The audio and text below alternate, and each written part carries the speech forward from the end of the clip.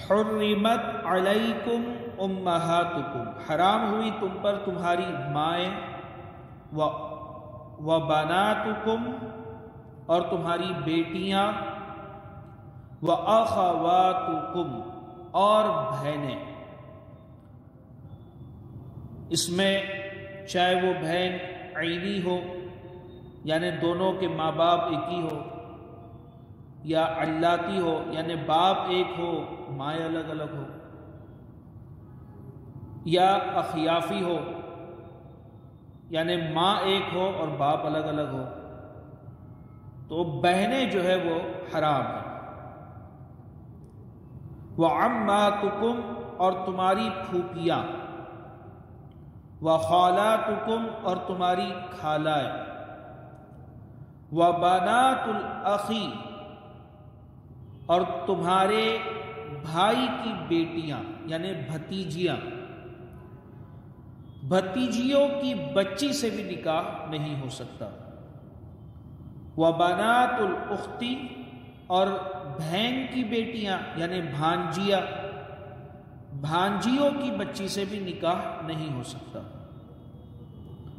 وَأُمَّهَاتُكُمُ اللَّاتِي أَرْضَعْنَكُمْ اور تمہاری وہ مائیں جنہوں نے دودھ پلایا، وَأَخَوَاتُكُم مِّنَ الرَّضَاعَةِ اور دودھ کی بہنیں، اور دودھ کی بہنیں۔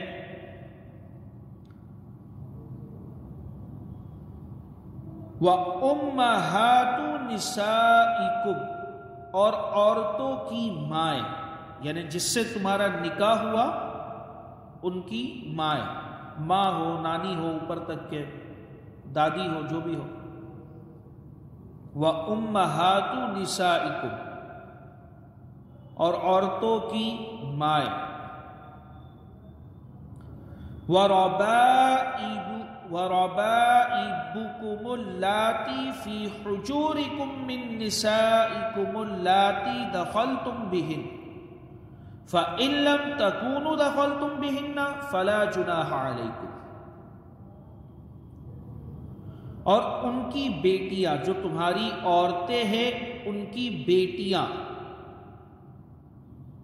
جو پہلے جدھر اس کا پہلے نکاح ہوا اور اگر اس سے کوئی بیٹی ہے تو اس کے بارے میں بیان ہو رہا ہے، اور جو تمہاری عورتیں ہیں ان کی بیٹیاں جو تمہاری گود میں ہے ان بیویوں سے جن سے تم صحبت کر چکے ہو۔ پھر اگر تم نے ان سے صحبت نہ کی ہو تو ان کی بیٹیوں میں حرج نہیں، یعنی خلوت صحیحہ نہیں پائی گئی، خالی نکاح ہوا اور نکاح کے بعد ترنت طلاق دے دیا، اب اگر اس کی کوئی بیٹی ہے اس سے نکاح کرنا چاہے تو کر سکتا ہے، مگر خلوت صحیحہ کے بعد اس کی اجازت نہیں ہے۔ وَحَلَائِلُ أَبْنَائِكُمُ الَّذِينَ مِنْ أَصْلَابِكُمْ وَأَن تَجْمَعُوا بَيْنَ الْأُخْتَيْنِ إِلَّا مَا قَدْ سَلَفَ اور تمہاری نسلی بیٹوں کی بیویاں یعنی وہ عورتیں جنہوں نے تمہارے بیٹوں سے نکاح کی، یعنی بوے ہے نا، اور تمہاری نسلی بیٹوں کی بیویاں، وَأَن تَجْمَعُوا بَيْنَ الْأُخْتَيْنِ إِلَّا مَا قَدْ سَلَفَ اور دو بہنیں اکٹھی کرنا مگر جو ہو گزرا، یا آیت نازل ہونے سے پہلے یا احکامات نازل ہونے سے پہلے جو کچھ ہو گزرا وہ معاف ہے، مگر اب جو ہے ان کی اجازت نہیں ہے۔ وَأَن تَجْمَعُوا بَيْنَ الْأُخْتَيْنِ إِلَّا مَا قَدْ سَلَفَ اور دو بہنیں اکٹھی کرنا، ایک ساتھ دونوں بہنوں سے نکاح پڑھ لینا سگی بہنوں سے، اس کی اجازت نہیں ہے۔ إِنَّ اللَّهَ كَانَ غَفُورًا رَحِيمًا بے شک اللہ بخشنے والا مہربان ہے۔ تم پر حرام کر دی گئی تمہاری مائیں، تمہاری بیٹیاں، تمہاری بہنیں، تمہاری پھوپھیاں، تمہاری خالائیں، تمہاری بھتیجیاں، تمہاری بھانجیاں اور تمہاری وہ مائیں جنہوں نے تمہیں دودھ پلایا، اور دودھ کے رشتے سے تمہاری بہنیں اور تمہاری بیویوں کی مائیں اور تمہاری بیویوں کی وہ بیٹیاں جو تمہاری گود میں ہے، جو ان بیویوں سے ہو جن سے تم ہم بستری کر چکے ہو. پھر اگر تم نے ان بیویوں سے ہم بستری نہ کی ہو تو ان کی بیٹیوں سے نکاح کرنے میں تم پر کوئی حرج نہیں، اور تمہارے حقیقی بیٹوں کی بیویاں اور 2 بہنوں کو اکٹھی کرنا حرام ہے، البتہ جو پہلے گزر گیا، بے شک اللہ بخشنے والا مہربان ہے. حرمت علیکم امہاتکم، تم پر حرام کر دی گئی تمہاری مائیں. تو نسب کی وجہ سے 7 عورتوں سے عورتیں حرام ہیں، اور وہ یہ ہے. نمبر 1 ماں. اسی طرح وہ عورت جس کی طرف باپ یا ماں کے ذریعے سے نسب بنتا ہو، یعنی دادیاں، نانیاں، خواہ قریب کی ہو یا دور کی، سب مائیں ہیں.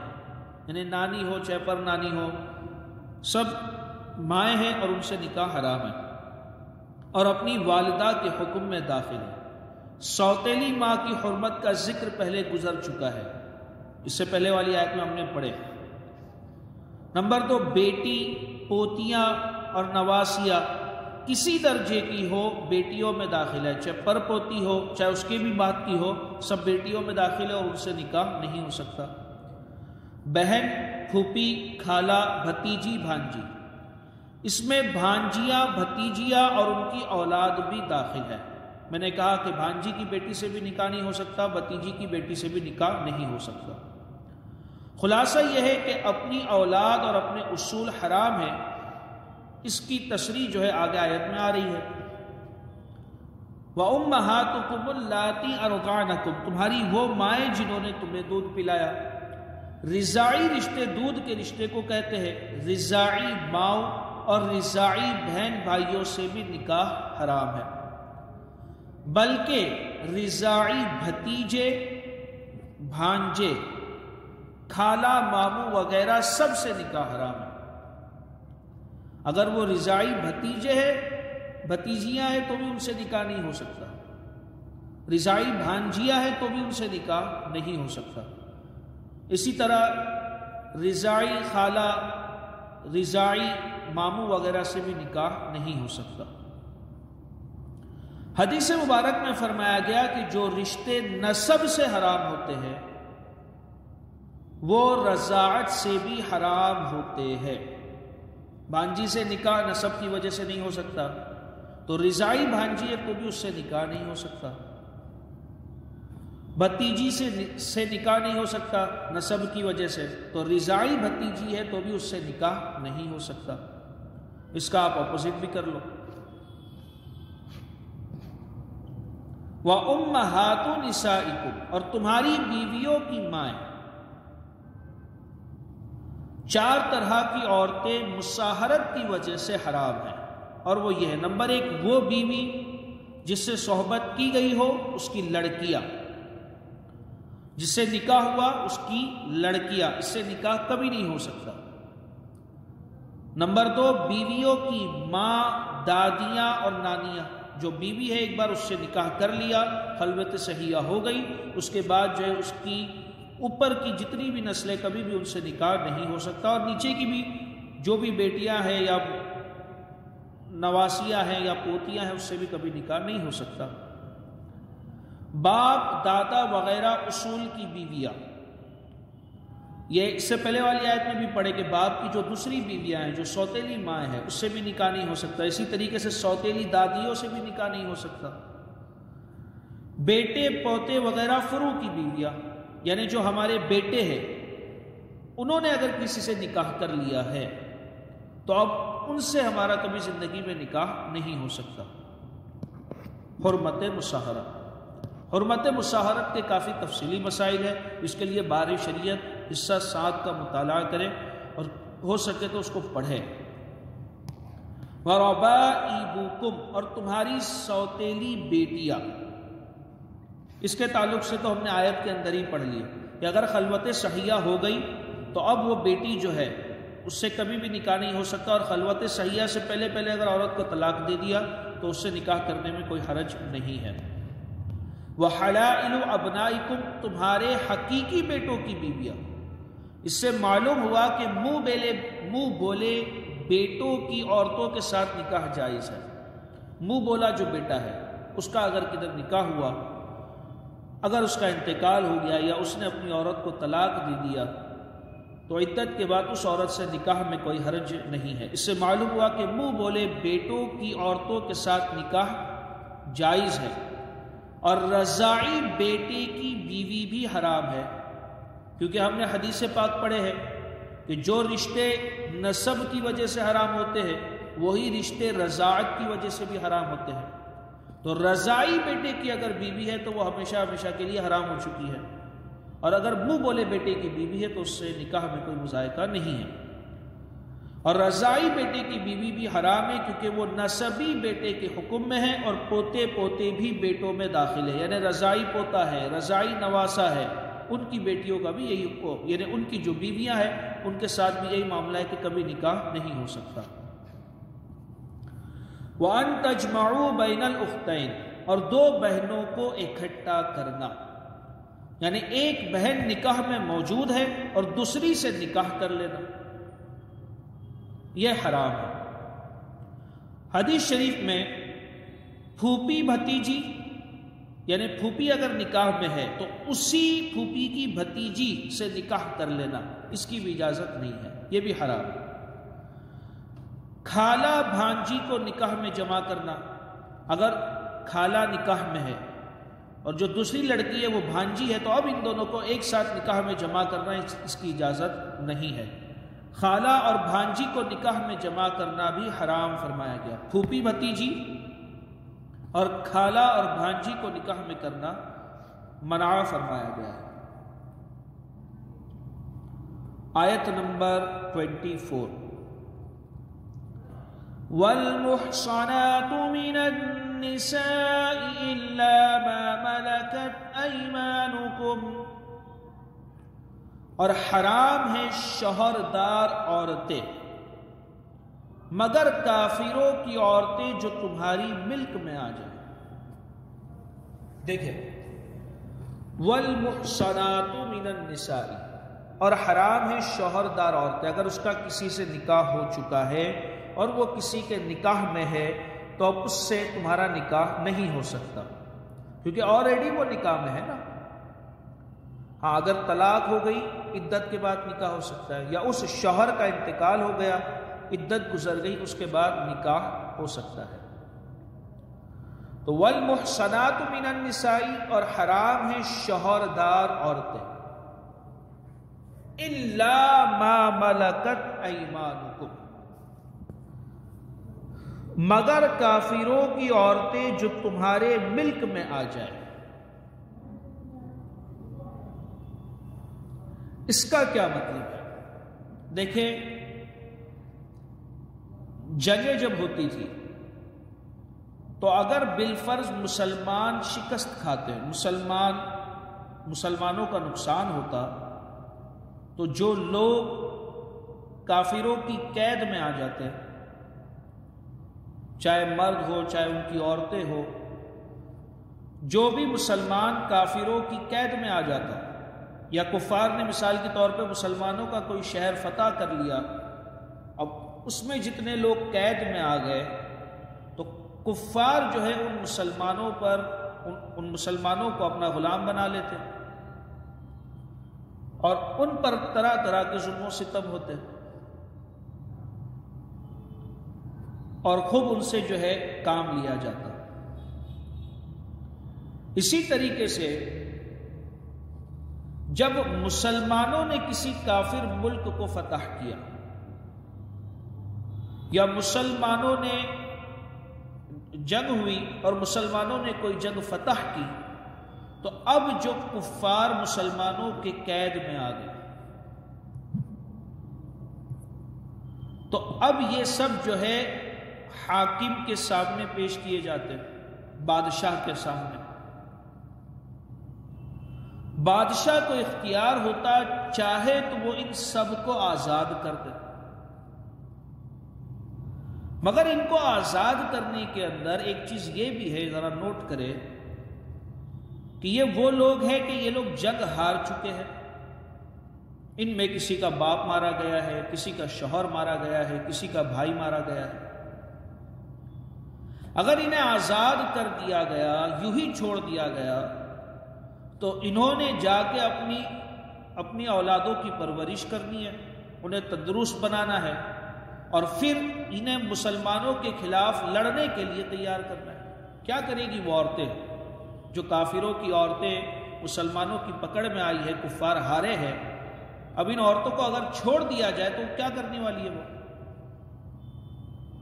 وہ جا کر کے جو ہے اپنے بچوں کی پرورش کرے گی اور مسلمان کے خلاف جو ایک لشکر تیار کرے گی، اور کیا کرے گی؟ مگر حاکم کو اختیار ہے، چاہے تو سب کو آزاد کر۔ تو اس میں ایک یہ خطرہ، دوسرا یہ کہ مسلمان کو جب یہ کفار قید کر رہے ہیں تو وہ لوگ تو مسلمان پر ظلم اور زیادتیاں کر رہے ہیں۔ اچھا، حاکم کو دوسرا اختیار یہ ہوتا کہ انہیں فدیہ لے کر کے چھوڑ دیں، کہ آپ اتنا فدیہ ادا کر دیں، آپ لوگ کو چھوڑ دیا جائے گا، یا مطلب ان کی طرف سے کوئی اور ادا کر دے، انہیں چھوڑ دیا جائے گا۔ تیسرا اختیار مسلمان بادشاہ کو یہ ہوتا کہ چاہے تو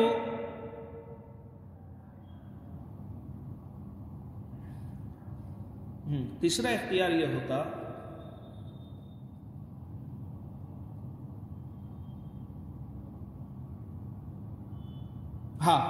کہ جو مسلمان لوگ کافروں کی قید میں ہیں،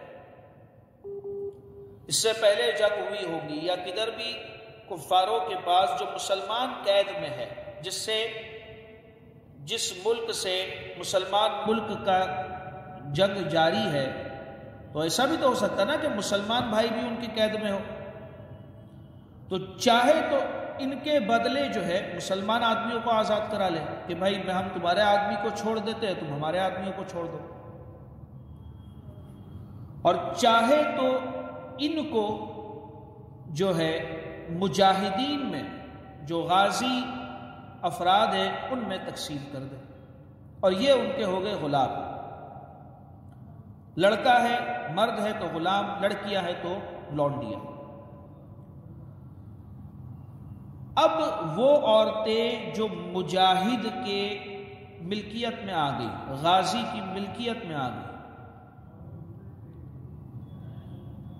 تو اب تو مسلمان نے اپنے بندوں کو الگ سے تربیت دی ہے کہ جو تمہارے غلام ہیں یا جو تمہاری لونڈیاں ہے، تمہیں وہی کھلانا ہے جو تم کھا رہے۔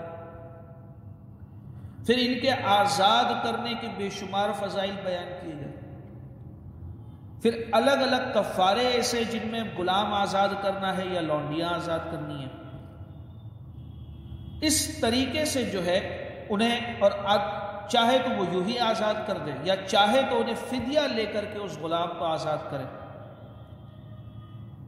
مگر یہ ہے کہ یہ وہ عورتیں ہیں کہ جن کا مرد، کافر مرد دار الحرب میں ہے، دشمنوں کے ملک میں ہے، اور یہ عورتیں یہاں پر قید میں آئی اور اب وہ کسی کی ملکیت میں آ چکی ہے۔ والمحصنات، اور شوہر والی عورتیں تم پر حرام ہیں، الا ما ملکت ایمانکم، سوائے کافروں کی عورتیں جو تمہاری ملک میں آ جائیں۔ وَكِتَابَ اللَّهِ عَلَيْكُمْ، یہ تم پر اللہ کا لکھا ہوا ہے، جو رشتے، جو عورتیں تمہارے لیے حرام ہیں یا اللہ کی طرف سے، تم ان میں چینجز نہیں کر سکتے، یا اللہ کے احکامات ہیں۔ کتاب اللہ علیکم، یہ اللہ کا لکھا ہوا ہے، یہ اللہ کے احکامات ہیں۔ وَأُحِلَّ لَكُم مَّا وَرَاءَ ذَلِكُمْ، اور ان عورتوں کے علاوہ سب تمہیں حلال ہے۔ جو عورتیں بیان ہوئی آیت نمبر 22، 23 اور 24 کے اندر، ان عورتوں کے علاوہ سب عورتیں تمہیں حلال ہیں، جس سے چاہو نکاح کر لو۔ ان تبتغوا باموالکم محسنین غیر مسافحین، کہ اپنے مالوں کے عوض تلاش کرو یعنی یہ ہے کہ یہاں انہیں مہر کے ذریعے نکاح کرنا ہے. سب ان کے علاوہ سب تمہیں حلال ہے کہ تم انہیں اپنے مالوں کے ذریعے نکاح کرنے کو تلاش کرو. غیر مسافحین، نہ کہ زنا کے لیے کوئی دوسرا مقصد نہ ہو، ہے نا، جائز مقصد کے لیے تم مالوں کے عوض جن سے چاہو نکاح کرو. فَمَسْتَمْتَعْتُمْ بِهِ مِنْهُنَّ فَآتُوهُنَّ أُجُورَهُنَّ فَرِيضَةً، تو ان میں سے جن عورتوں سے نکاح کرنا چاہو، یا ان میں سے، تو ان میں سے جن عورتوں سے نکاح کرنا چاہو ان کے مقرر مہر انہیں دے دو. جو بھی مہر مقرر ہوا ہے وہ انہیں دے دیا جائے.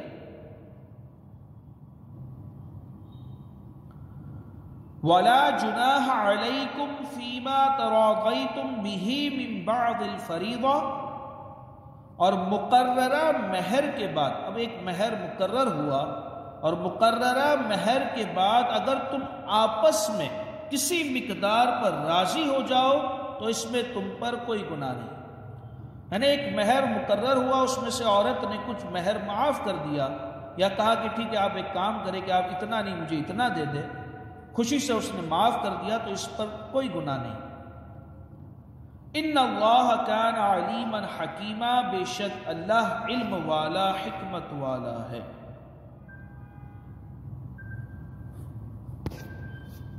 اور شوہر والی عورتیں، واپس سے شاید کا ترجمہ پڑھتا ہوں، اور شوہر والی عورتیں تم پر حرام ہیں سوائے کافروں کی عورتوں کے جو تمہاری ملک میں آ جائیں. یہ تم پر اللہ کا لکھا ہوا ہے. اور ان عورتوں کے علاوہ سب تمہیں حلال ہیں. جو عورتیں بیان ہوئی ان عورتوں کے علاوہ سب تمہیں حلال ہے کہ تم انہیں اپنے مالوں کے ذریعے نکاح کرنے کو تلاش کرو، نہ کہ زنا کرنے کے لیے. تو ان میں سے جن عورتوں سے نکاح کرنا چاہو ان کے مقررہ مہر انہیں دے دو، اور مقررہ مہر کے بعد اگر تم آپس میں کسی مقدار پر راضی ہو جاؤ تو اس میں تم پر کوئی گناہ نہیں. بے شک اللہ علم والا حکمت والا ہے. والمحصنات من النساء، اور شوہر والی عورتیں، ان عورتوں کا بیان جاری ہے جن سے نکاح حرام ہے. یہاں بتایا جا رہا ہے کہ وہ عورت جس کا شوہر ہو وہ دوسرے مرد پر اس وقت تک حرام ہے جب تک پہلے کے نکاح یا اس کی عدت میں ہو. ہم نے یہ چیز پہلے پڑھ چکے ہیں کہ اگر عورت عدت میں ہے تو اس کو نکاح کا پیغام ڈائریکٹ نہیں پہنچا سکتے. اشارتاً اگر اشارہ کنایہ میں اگر پیغام پہنچایا تو بات الگ ہے. نہ اس سے عدت میں نکاح کر سکتے ہیں اور نہ ہی نکاح کا پیغام پہنچا سکتے ہیں. البتہ کافروں کی وہ عورتیں جن کے مسلمان مالک بن جائے وہ ان کے لیے حلال ہے. اس کی صورت یہ ہے کہ میدان جنگ سے کفار کی عورتیں گرفتار ہو اور ان کے شوہر، جو عورتیں گرفتار ہوئی میدان جنگ سے، ان کے شوہر دارالحرب میں ہو، یعنی کافروں کے ملک میں ہو، وہ ممالک جن سے دارالاسلام کی جنگ چالو ہے. تو اس کی صورت یہ ہے کہ میدان جنگ سے کفار کی عورتیں گرفتار ہو اور ان کے شوہر دارالحرب میں ہو، تو بادشاہ اسلام یا لشکر کا مجاز امیر ان عورتوں کو مجاہدین میں تقسیم کر دے گا جو عورتیں مسلمان کی قید میں آئی. میں نے کہا تھا کہ بادشاہ اسلام کو 4 طرح کا اختیار ہے، اور بھی بہت سارے اختیار ہیں. ایک تو یہ ہے کہ وہ ان عورتوں کو آزاد کر دے. تو عورتوں کو آزاد کرنے کے اندر کافروں کی عورتوں کو 2 ایک پیچیدگیاں بھی تھی. ایک یہ کہ یہ اس کا باپ یا اس کا شوہر یا اس کا بیٹا جو ہے مسلمانوں کے ہاتھوں مرا ہے، تو اب اس نے جا کر کے جو ہے کفار اولاد کی پرورش کرنی ہے اور مسلمانوں کے خلاف جو ہے اس کو تیار کرنا ہے۔ دوسرا یہ ہے کہ اگر مسلمان قیدی کافروں کے پاس آتے ہیں، کفار جب مسلمان کو قیدی بناتے ہیں تو ان پر جو ظلم اور زیادتیاں ہوتی ہیں، تو اس کو مد نظر رکھتے ہوئے جب مسلمانوں کے ہاتھ میں کفار گرفتار ہوا، قید میں آیا، اگر ان کو ہر بار آزاد کر دیا جائے تو ادھر مجاہدین کو تو تکلیف ہوگی نا کہ ہمارے بھائی بہنوں کے ساتھ ظلم اور زیادتیاں ہوئی ہیں، مگر حاکم اسلام کو، بادشاہ کو اختیار ہے چاہے تو آزاد کرے۔ دوسرا یہ ہے کہ فدیہ لے کر کے ان کو چھوڑ دے، کتنی رقم ادا کر دو تم سب کو ہم چھوڑ دیں۔ تیسرا یہ ہے کہ جو مسلمان قیدی کافروں کے پاس ہے، جن مسلمانوں کو کفار نے قیدی بنا کر کے رکھا ہے، ان کے بدلے میں ان کو چھوڑ دیں کہ تم انہیں چھوڑ دو، ہم انہیں چھوڑ دیتے۔ چوتھا یہ ہے کہ جو مجاہدین ہیں ان میں تقسیم کر دیا جائے۔ تو اس کی صورت یہ ہے کہ میدان جنگ سے کفار کی عورتیں گرفتار ہو اور ان کے شوہر دارالحرب میں ہو، کافروں کے ملک میں، کافر ہے کافروں کے ملک میں ہے، تو بادشاہ اسلام یا لشکر کا مجاز امیر ان عورتوں کو مجاہدین میں تقسیم کر دے، اور جو قیدی عورت جس مجاہد کے حصے میں آئے، یہ نہیں کہ یہ جو قیدی عورت ہے یہ پورے لشکر کے لیے، ایسا نہیں ہے، جس کی ملکیت میں اسے دیا گیا، جس شخص کی، جس مجاہد کے حصے میں آئے وہ اس کے لیے حلال ہے، کہ ملک مختلف ہونے کی وجہ سے ان کا سابقہ نکاح ختم ہو گیا۔ اب یہاں پر ایک اور ایک چیز ہے، جو ملکیت میں آئی ہے وہ عورت اگر حاملہ ہو تو وضع حمل کے بعد وہ اس کے قریب جا سکتا ہے، اگر حاملہ ہے تو، ورنہ ایک ماہواری آ جانے کے بعد اس سے صحبت کر سکتا ہے۔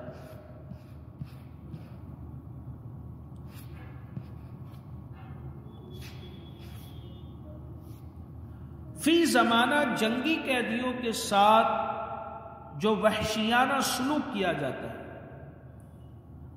یہ کوئی ڈھکی یا چھپی یا کوئی ایسی بات نہیں ہے جو لوگوں کو معلوم نہ ہو، ان پر جو ظلم اور ستم ڈھائے جاتے ہیں، اگر ان کا تصور کیا جائے تو یہ بھی جو ہے نا آدمی کو کپ کپانے کے لیے کافی ہے۔ اسلام نے جنگی قیدیوں کے مسئلے میں ایسا بہترین حل پیش کیا کہ جس کی مثال کہیں نہیں ملتی، وہ یہ کہ جنگ میں قید ہونے والے مردوں کو غلام بنا لیا جائے اور عورتوں کو لوٹ دیا، پھر انہیں بھوکا پیاسا رکھنے، طرح طرح کی اذیتیں دینے یا دن رات ان سے جبری مزدوری لینے کی بجائے ان کے ساتھ حسن سلوک کی ہدایت کی۔ غلاموں کے ساتھ کس طریقے سے پیش آنا ہے اس کے اوپر کئی ساری احادیث ہیں، غلام آزاد کرنے کے بے شمار فضائل بیان کیے گئے، بلکہ فدیہ لیے بغیر یا فدیہ لے کر ہی صحیح انہیں چھوڑ دینے کی ترغیب بھی دی ہے، یہ اسلام نہیں دیا ہے۔ آزاد کرنے پر ثواب کی بے شمار بشارتیں سنائی ہے، جنگی قیدیوں کو لونڈی غلام بنانا لازمی قرار نہیں دیا۔ اب یہاں پر یہ پوائنٹ دیکھیں کہ حاکم اسلام کو یہ لازم نہیں ہے کہ جو قیدی آئے ہیں انہیں غلام بنایا ہی جائے، اختیار ہے اسے، جو چاہے، جو وہ مناسب سمجھے، لازمی قرار نہیں دیا، بلکہ مکافات عمل کے طور پر صرف اجازت دی ہے۔ مکافات عمل کسے کہتے ہیں؟ کہ مثال کے طور پہ اگر مسلمان ان کے پاس ہوتے تو وہ تو انہیں غلام بناتے، ان کے اوپر ظلم اور زیادتی کرتے، بھوکا پیاسا رکھتے، ان سے خوب مجوری لیتے، ان سے خوب مزدوریاں کرواتے، تو مکافات عمل کے طور پر انہیں غلام بنانے کی شریعت نے اجازت دی ہے، یہ نہیں کہ تم انہیں غلام بنا ہی دو۔ کیونکہ اس دور میں جنگی قیدیوں کو لونڈی یا غلام بنانے کا رواج تھا، سسٹم ہی وہ تھا پورے ورلڈ میں، جس کو اوپر بیان کردہ طریقے کے مطابق تدریجاً ختم کیا گیا۔ یعنی مسلمانوں کو جو فضائل بیان کیے گئے کہ تم جو ہے غلام آزاد کرو، فدیے کے طور پر غلاموں کو آزاد کرنے کی جو ترغیب ہے، تو یہ دھیرے دھیرے دھیرے کر کے جو ہے اس رواج کو ختم کر دیا گیا۔ پھر آیت میں اس کے بعد بیان ہوا وَأُحِلَّ لَكُمْ مَا وَرَاءَ ذَلِكُمْ، اور ان کے علاوہ سب تمہارے لیے حلال ہے۔ جو عورتیں آیت نمبر 23 میں ذکر ہوئی اور آیت نمبر 24 میں اور 22 میں ذکر ہوئی، ان عورتوں کے علاوہ تمام عورتیں تمہارے لیے حلال ہیں۔ یعنی جن عورتوں سے نکاح حرام ہے ان کے علاوہ تمام عورتوں سے نکاح حلال ہے، لیکن یہ یاد رہے کہ مزید کچھ عورتیں ایسی ہیں جن کا ذکر مذکورہ بالا آیات میں اگرچہ نہیں مگر ان سے نکاح حرام ہے، مگر وہ وقتی طور پر، جیسے 4 عورتوں کے نکاح میں ہوتے ہوئے 5ویں سے نکاح، یہ تو اس کی تو اجازت نہیں ہے نا، حرام ہے۔ مشرکہ عورت سے نکاح، یہ بھی حرام ہے۔ 3 طلاقیں دینے کے بعد حلالے سے پہلے اسی عورت سے دوبارہ نکاح کرنا، یہ بھی حرام ہے۔ اسی طرح پھوپھی بھتیجی، خالہ بھانجی کو ایک شخص کے نکاح میں جمع کرنا، یہ بھی حرام ہے۔ یوں ہی طلاق یا فوت، طلاق یا وفات کی عدت میں نکاح کرنا، یہ بھی حرام ہے۔ میں کہا کہ جب تک عدت میں ہے نکاح کرنا تو دور کی بات، نکاح کا پیغام پہنچانے کی بھی اجازت نہیں ہے صراحت کے ساتھ۔ البتہ ان سے ہمیشہ کے لیے نکاح حرام نہیں، یہ جو عورتیں ابھی بیان ہوئی ان سے ہمیشہ کے لیے تو نکاح حرام نہیں ہے، نکاح میں جو رکاوٹ ہے وہ ختم ہونے کے بعد ان سے نکاح ہو سکتا ہے۔ اس آیت میں جو مہر کے تعلق سے کہا گیا ہے کہ جن سے تم نکاح کرو انہیں ان کے مہر دے دو، تو یہاں مہر کے تعلق سے چند مسائل ہم پڑھ لیتے ہیں۔ سب سے پہلی بات یہ ہے کہ مہر کی کم از کم مقدار 10 درہم ہے۔ مہر کی کم از کم مقدار 10 درہم ہے۔ اگر اس سے کم مہر مقرر کیا تو درست نہ ہوا۔ مہر کی کم از کم مقدار 10 درہم ہے۔ چاندی میں اس کا وزن 2 تولے 7.5 ماشے ہے۔ میں نے اس کا اندازہ لگایا کہ آج کی دور میں 786 یا 1186 یا 1286 یہ سب اگر رقم مہر میں رکھی گئی تو یہ مہر درست نہ ہوا۔ چاندی میں جو 10 درہم ہے جو منیمم مہر ہے، اس سے کم اگر مہر مقرر کیا تو مہر درست نہ ہوا۔ اور چاندی میں اس کا وزن جو بنتا ہے 10 درہم کا 2 تولے 7.5 ماشے، اس کی جو قیمت بنتی ہے وہ مہر کی کم از کم مقدار ہے، منیمم، اور زیادہ کی کوئی حد نہیں، زیادہ کی کوئی حد نہیں۔ باہمی رضامندی سے جتنا چاہے مقرر کیا جا سکتا ہے، لیکن یہ خیال رکھے کہ مہر اتنا مقرر کرے جتنا دے سکے، دینے والے کے لیے آسانی ہو، اور اگر جو قبول کر رہا ہے کہ ہاں میں اتنا مہر دوں گا تو وہ یہ بات کو یاد رکھے کہ جتنا دے سکتا ہے اتنا قبول کرے۔ دوسری بات مہر کے تعلق سے یہ ہے کہ مہر کا مال ہونا یہ ضروری ہے۔ مطلب جو چیز مہر میں دی جا رہی ہے وہ یا تو کیش ہو یا ایکویلنٹ ٹو کیش ہو یا وہ کوئی مال ہو، کوئی چیز ہو، اور جو چیز مال نہیں وہ مہر نہیں بن سکتی۔ مثلا مہر یہ ٹھہرا کہ شوہر عورت کو قرآن مجید یا علم دین پڑھا دے گا تو اس صورت میں مہر مثل واجب ہوگا، کیونکہ یہ مال نہیں ہے نا۔ اگر یہ کہا کہ چلو ٹھیک ہے میں تمہیں کوئی ہنر سکھا دوں گا، تو یہ مہر کے اندر کوئی ہنر سکھا دوں گا، جیسے کپڑے سینے سکھا دوں گا، تو یہ مہر نہیں ہوا، یہ مال نہیں ہے، یہ مہر نہیں ہوا۔ اسی طریقے سے چلو ڈرائیونگ سکھا دوں گا یا کوئی بھی ہنر سکھا دوں گا، تو یہ جو چیز ہے یہ مہر نہیں ہو سکتی، کیونکہ مہر میں مال ہونا یہ ضروری ہے۔ اور اگر کوئی ایسی چیز کے ساتھ نکاح پڑھ لیا تو اس صورت میں مہر مثل واجب ہوگا۔ مہر مثل تو میں سمجھتا ہوں سب سمجھتے ہیں کہ مہر مثل کیا ہوتا ہے۔ نکاح میں مہر کا ذکر ہی نہ ہوا کہ کتنا مہر ہے، تو اب ایسی صورت میں کیا ہوگا؟ یا مہر کی نفی کر دی کہ مہر کے بغیر نکاح کیا تو نکاح ہو جائے گا، اگر مہر کے بغیر نکاح کیا تو نکاح ہو جائے گا، مہر کا ذکر نہیں کیا، خالی ایجاب و قبول ہوا تو نکاح تو ہو جائے گا۔